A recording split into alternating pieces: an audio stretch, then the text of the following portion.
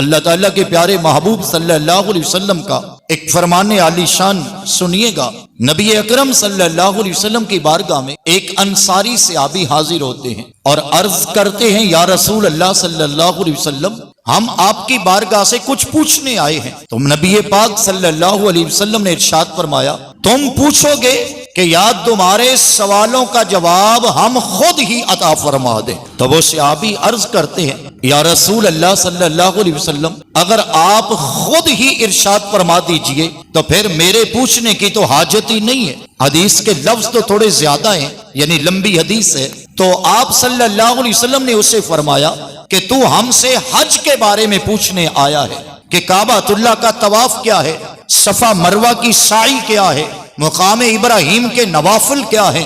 اور پھر عرفات کے میدان کے اندر حج کا رکن اعظم ادا کرنا یہ کیسا ہے، اور پھر قربانی کرنا کیسا ہے، اور پھر مزدلفہ اور مینا میں ٹھہرنا کیسا ہے۔ جب آپ صلی اللہ علیہ وسلم نے یہ ارشاد فرمایا تو وہ صحابی قسم کھا کے عرض کرتے ہیں، یا رسول اللہ صلی اللہ علیہ وسلم، مجھے اس رب کی قسم ہے جس نے آپ کو سچا رسول بنا کے بھیجا ہے، جو کچھ آپ فرما رہے ہیں میں وہی آپ سے پوچھنے آیا تھا۔ گویا نبی پاک صلی اللہ علیہ وسلم کو اللہ تعالیٰ نے یہ شان عطا فرمائی ہے کہ در رسول پر کوئی شخص حاضر ہو جائے تو میرے محبوب اس کے آنے کو بھی جانتے ہیں، پھر وہ کیا چاہتا ہے محبوب وہ بھی جانتے ہیں، پھر اپنی بارگاہ میں آنے والے کو دین بھی عطا فرما دیتے تھے، رحمت سے جھولیاں بھی بھر دیا کرتے تھے۔ تو نبی پاک صلی اللہ تعالی علیہ وسلم نے پھر اس کے آگے حج کی فضیلت رکھی۔ فرمایا، حج کرنے والا شخص گناہوں سے پاک ہو جاتا ہے۔ حج کرنے والا شخص جب حج کے لیے قدم اٹھاتا ہے تو اللہ تعالیٰ اسے ہر قدم پر ایک نیکی عطا کرتا ہے۔ پھر وہ مکہ سے جب عرفات کو جائے تو ہر قدم پر 700 نیکیاں عطا فرماتا ہے، اور ایک نیکی 1,00,000 کے برابر ہے۔ پھر ارشاد فرمایا کہ جب حاجی عرفات کے میدان میں پہنچ جاتا ہے تو پھر عرفہ کے دن اللہ تعالیٰ حاجیوں پر خاص تجلی فرماتا ہے، اور پھر فرشتوں میں فخر کرتے ہوئے فرماتا ہے، اے میرے فرشتوں، میرے یہ بندے دور دراز سے لمبے لمبے سفر کر کے مختلف قبائل سے مختلف ممالک سے ایک جگہ پر اکٹھے ہو کر میری رضا حاصل کرنا چاہتے ہیں۔ اے فرشتوں، تم گواہ ہو جاؤ، آج جتنے آئے تھے میں سب پر راضی ہونے کا اعلان بھی کر رہا ہوں اور سب کی بخشش کا اعلان بھی فرما رہا ہوں۔ پھر رب ذوالجلال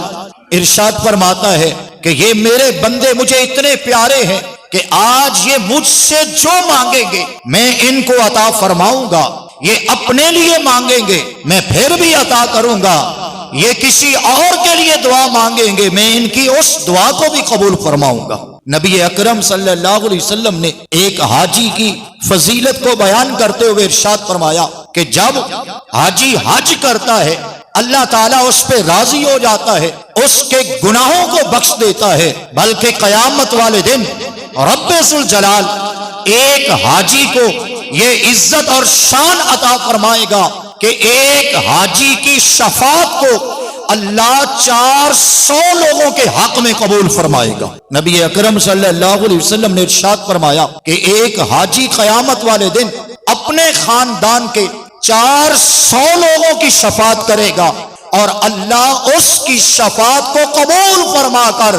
اس کے خاندان کے 400 لوگوں کو جنت عطا فرمائے گا۔ نبی اکرم صلی اللہ علیہ وسلم نے حج کے فضائل کو کہاں تک بیان فرما دیا؟ ارشاد فرمایا، جب کوئی حاجی حج کا ارادہ کرتا ہے، جب کوئی حاجی حج کے لیے سفر کرتا ہے اور وہاں پہنچ نہ پایا، اگر پہنچ گیا تو حج نہ کر پایا، اور حج کرنے سے پہلے اگر وہ فوت ہو گیا تو اللہ کے محبوب صلی اللہ علیہ وسلم نے فرمایا،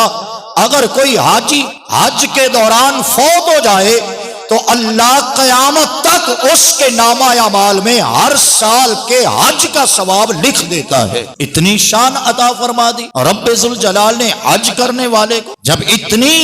فضیلت بیان کی گئی تو ظاہر ہے ہر بندہ مومن کے من میں حج کا جذبہ پیدا ہوتا ہے، حج کا شوق پیدا ہوتا ہے۔ اللہ تعالی ہم سب کو زندگی میں حج بیت اللہ نصیب فرمائے۔